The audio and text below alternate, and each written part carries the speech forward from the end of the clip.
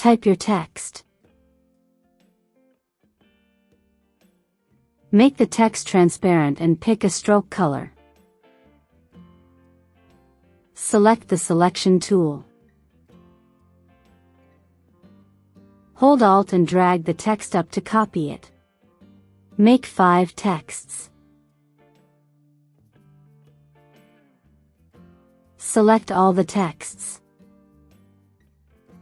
Align them in the vertical and horizontal center.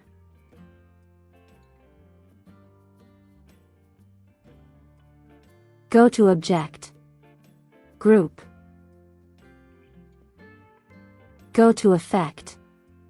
Distort and Transform. Roughen. You can copy the settings that I'm using, but you can also try out different settings.